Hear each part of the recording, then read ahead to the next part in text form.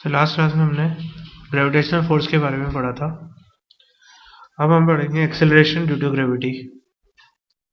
Gravitational force की वजह से कितना एक्सेलरेशन किसी बॉडी में आता है और वो किस किस फैक्टर पर डिपेंड करता है, इस बारे में हम इस क्लास में डिस्कस करेंगे।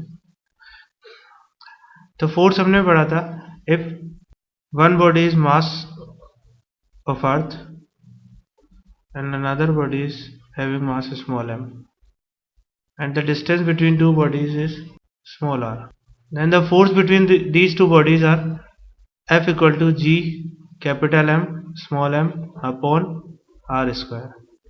अगर हम अर्थ सरफेस पे रखे किसी ऑब्जेक्ट की बात करें तो फोर्स ड्यू टू ग्रेविटी होगा G capital M mass of the earth into small m mass of the body upon body की हाइट को हम अर्थ की रेडियस के रेस्पेक्ट में नेग्लेक्ट कर सकते हैं, तो डिस्टेंस हो जाएगी रेडियस ऑफ अर्थ का स्क्वायर। ये फोर्स होगा किसी भी m मास की बॉडी पर ड्यू टू अर्थ। अब अगर हमें एक्सेलरेशन निकालना है उस बॉडी का, तो एक्सेलरेशन होता है force upon mass, Newton second law. यहाँ फोर्स है gravitational force Fg upon m। अगर मैं इसमें मास ऑफ द बॉडी का डिवाइड करूं तो that will be G me upon r square.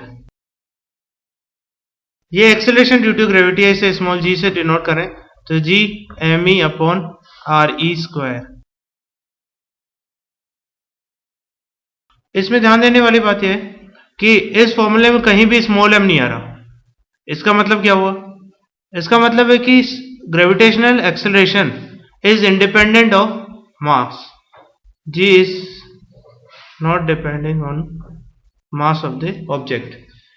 यहाँ कैपिटल G जो है वो कांस्टेंट है, मास of the earth is constant, radius of earth is constant. अगर मैं इन सारे कांस्टेंट्स की वैल्यू रखूं तो G की वैल्यू आती है approximately 9.81 metre per second square. This is the gravitational acceleration due to earth on the surface of earth. पर ये इसमें मास हमने रखा था अर्थ का मास।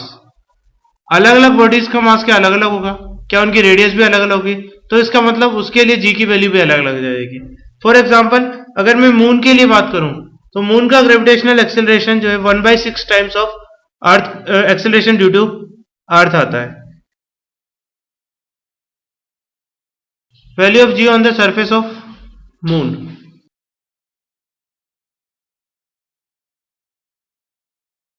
अगर मुझे gravitational acceleration due to moon निकालना है तो उस केस में फॉर्मूला होगा G mass of the moon upon radius of the moon square.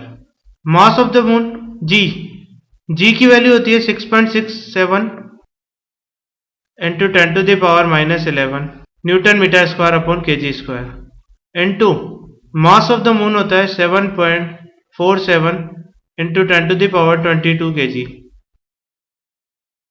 Upon r square.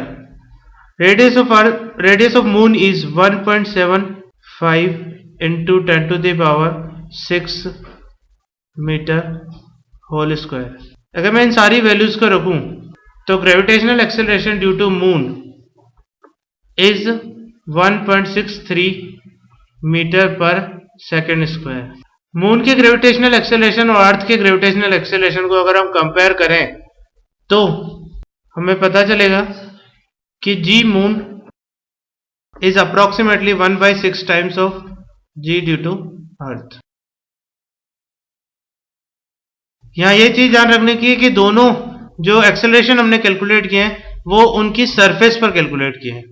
Surface के अलावा अगर हम किसी और पॉइंट पर जाएं तो G की वैल्यू चेंज हो जाएगी, तब ये रिलेशन फॉलो नहीं होगा। Now with the help of this formula we can calculate mass of earth and mean density of earth.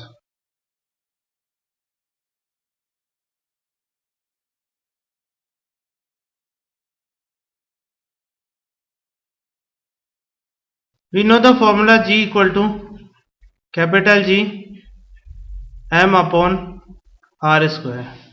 With the help of this formula, we can get m equal to small g r square upon capital G. अगर मुझे अर्थ का mass calculate करना है तो अर्थ के लिए small g की value मैं जानता हूं 9.8 into radius of earth, it is 6.4 into 10 to the power 6 meter upon की value 6.67 into 10 to the power -11। अगर हम इसको कैलकुलेट करें तो मास ऑफ द अर्थ आएगा 5.98 into 10 to the power 24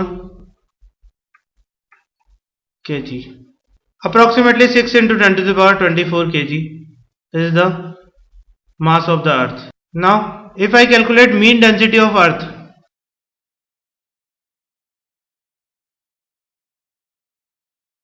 mean density क्यों बोला हमने, एक्चुअली जैसे जैसे हम अर्थ सरफेस के अंदर जाते जाएंगे अर्थ डेंसर होती चली जाएगी। सेंटर पे डेंसिटी मैक्सिमम है, उसके बाद ऊपर सरफेस तक आते जाएंगे तो डेंसिटी की वैल्यू कम होती चली जाएगी, इसलिए हम मीन डेंसिटी वर्ड यूज कर रहे हैं। मीन डेंसिटी निकालने के लिए सेम फॉर्मूला हम यूज करते हैं, small G equal to G M upon R square, but here mass is volume into density, volume is 4 by 3 pi r cube into density, because mass depends on radius, so G equal to capital G into m, m is 4 by 3 pi r cube into rho whole upon r square. From this we can calculate rho equal to 3 small g upon 4 capital G into pi upon r। जब इनकी value रखेंगे हम 3 into G is 9.8 upon 4 pi capital G is 6.67 into 10 to the power -11 into R radius of earth that is 6.4 into 10 to the power 6। इनकी value रखने पर density of अर्थ आएगी 5478.4 kg पर metre cube. अगर हम कंपेयर करें तो density of earth upon density of water is approximately 5.5। इसे याद रखना ज्यादा आसान है।